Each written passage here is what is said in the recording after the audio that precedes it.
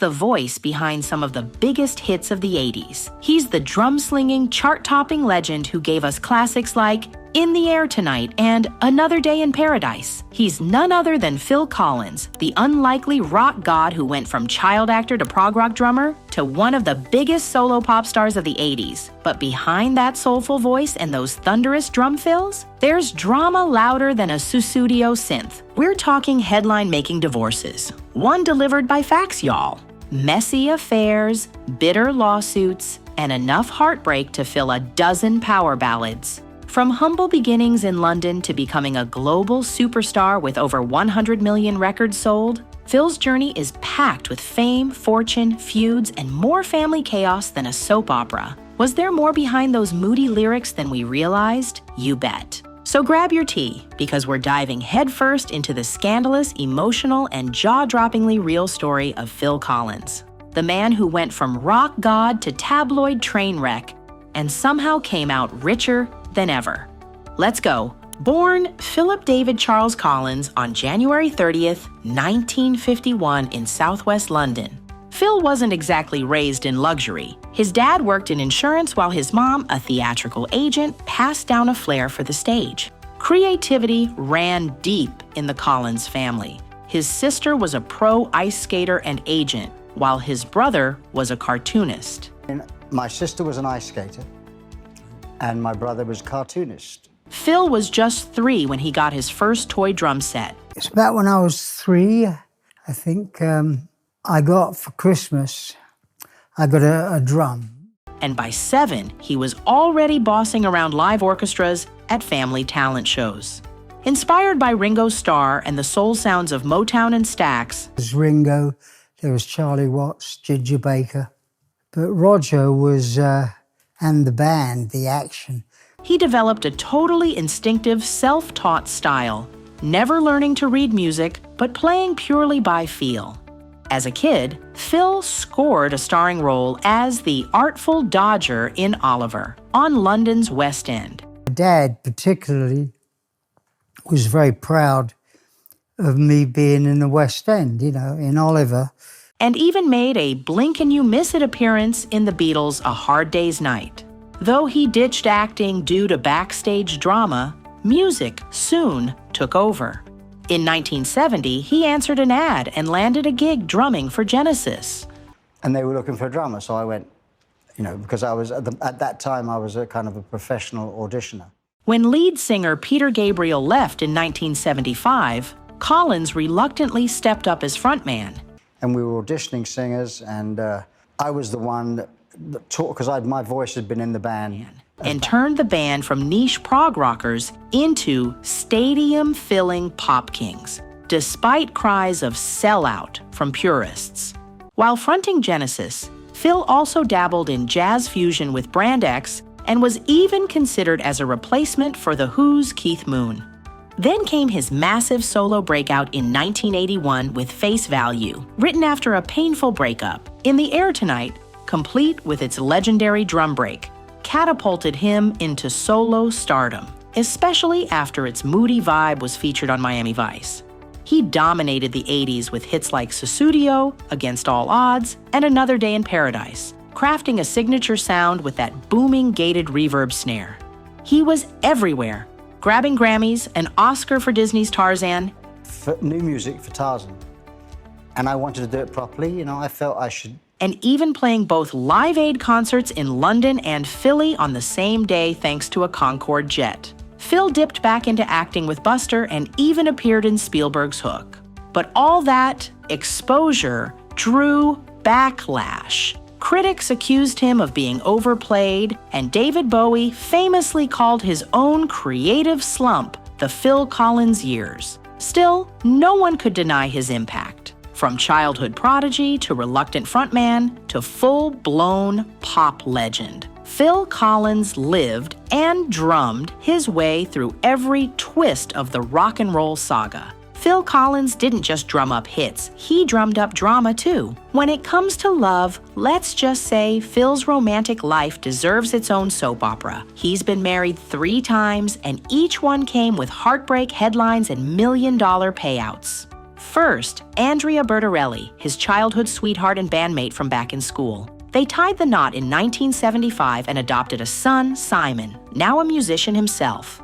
But fame hit hard, and their marriage crumbled by 1980. Then came marriage number 2 in 1984, this time to American-born Jill Tavelman. They had a daughter together, none other than Lily Collins, now a Hollywood star. But things didn't stay picture perfect. Their marriage ended in 1996, and Phil allegedly initiated the split through fax. Yep, you heard that right. Jill walked away with £17 million in the divorce, one of the biggest payouts in British celeb history at the time. Oof. Marriage number 3 rolled in with Oriane Seavey, a Swiss jewelry designer 21 years his junior. They wed in 1999 and had 2 sons, Nicholas and Matthew, but split in 2008, with Oriane walking away with a whopping £25 million. But wait, it gets wilder. They reconciled in 2016, only for her to secretly marry another man while still living with Phil in his Miami mansion. Lawsuits, restraining orders, and real estate battles followed. You can't make this stuff up, adding to the intricate web of relationships. Long before walking down the aisle, teenage Phil Collins had his heart set on Lavinia Lang, a youthful romance that never quite fizzled out. And guess what? Rumor has it, sparks flew again while he was married to wife number 2, Jill Tavelman. Talk about old flames causing new drama. As if the heartbreak wasn't enough, Collins's health took a major hit in the 2010s. Years of drumming caught up to him, leading to nerve damage that left him unable to play the drums. Hand, the nerves here, an operation here. He also suffered from a dislocated vertebrae, diabetes, and issues with alcohol that led to a stint in rehab. He also partially lost hearing in one ear and went through multiple back surgeries just to manage the pain. All my life playing drums. To suddenly not be able to do that. He's even performed sitting down in recent years, often with a cane in hand. But the voice, still unmistakable. Phil Collins hasn't just been through the emotional ringer, he's also been dragged through the courts. Yep. Turns out being a rock legend comes with a legal tab as wild as the tour bus. Let's start with his first wife, Andrea Bertarelli, who didn't exactly appreciate how she was portrayed in his tell-all autobiography. She straight up sued Phil, claiming the book misrepresented their relationship. But if you thought that was juicy, just wait for the sequel starring wife number 3, Oriane Seavey. Their second split turned into a full-on soap opera. At the heart of the chaos, a $40 million Miami mega mansion.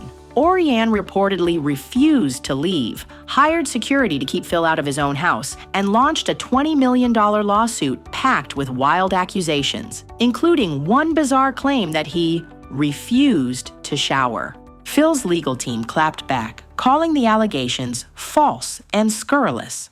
Eventually, even the judge had enough, shutting down Oriane's claims with a blunt, "Enough is enough." Rewind to the early 2000s, and Phil was also tangled in a legal mess over royalty payments, allegedly dishing out cash to musicians who didn't even play on all the tracks. Oops! Whether it's messy divorces, book blow-ups, or Miami mansion mayhem, Phil Collins' courtroom drama has been just as headline-worthy as his music career. And trust, it's the kind of rock star chaos that only Phil could deliver, with a beat drop. But let's not forget, Phil Collins also has a serious soft spot for giving back. Yep, behind all the headlines is a guy who's been quietly making major waves in the charity world. Phil donates every penny he earns from South Africa to the Topsy Foundation, which supports families affected by HIV and poverty. Even Warner Music jumped in, matching his efforts. Talk about using your platform for purpose. Phil also co-founded the Little Dreams Foundation with ex-wife Oriane Seavey. But don't worry, it's all love here. The foundation helps kids chase their dreams in music, sports, and the arts. From broken hearts to building futures, that's a comeback story. And who could forget his hit, Another Day in Paradise? It wasn't just a chart topper. It raised serious awareness about homelessness, and Phil backed it up by donating performance proceeds and matching fan donations at his shows. Legend, behavior. He also threw his weight behind the Young and Homeless Helpline appeal and supported heavy-hitter orgs like MusiCares, the Prince's Trust, and Kidney Research UK. Basically, if it helps people in need, especially kids, Phil's probably on board. So yeah, Collins may have had his wild rock star moments, but when it comes to giving back, he hits all the right notes. After decades of chart domination, heartbreak ballads, and drum solos that made history, Phil Collins has officially called it a day. In 2021, he hung up the mic and announced his retirement from performing, citing the ongoing health battles that have made it tough. I'd be retired, but I could still do this. I could still do that. But before he fully faded into the VIP lounge of retirement, Phil gave fans one last hurrah with the Last Domino Tour, a bittersweet farewell with Genesis from 2021 to 2022. And get this, his son Nick Collins stole the show on drums, proving that talent runs in the family. It wasn't just a tour, it was a passing of the torch. Nick's even been drumming with Mike plus the Mechanics, carrying on the Collins legacy like a total pro. As for Phil, he's finally enjoying some downtime. He's chilling at home, soaking up family life, and has openly said he's used up his air miles when it comes to hitting the road. But here's the tease. He's hinted at maybe tinkering with new music in his home studio. Could we get a comeback track? Never say never in the world of rock. Now let's talk money. With a career that spanned decades, Phil's sitting on a jaw-dropping net worth of $350 million. Yep, those heartbreak anthems and 80s bangers really paid off. And let's not forget his memoir, Not Dead Yet, the autobiography, a no-filter memoir that lays bare his entire life, from music stardom to personal struggles and messy relationships, offering a raw, behind-the-scenes look at the man behind the hits. It implies that there's more to come. Yeah. From selling out stadiums to selling millions of records, his bank account is as legendary as his drum fills. And with his son Nick picking up the sticks, it looks like the Collins dynasty is just getting started. From childhood stardom and heartbreak anthems to million-dollar divorces and a son who's now keeping the Collins beat alive, Phil's life has been anything but boring. And let's be real, whether you were blasting In the Air Tonight in your car or secretly humming Sussudio, this man has been the soundtrack to more moments than we can count. I think during the 80s, I was just there, and looking back at it, it was great fun to do. But Phil Collins might be a walking rock and roll soap opera, but he's also one of the most influential artists of the 20th century. Love him, hate him, or raise your eyebrows at him. He's earned his place in music history.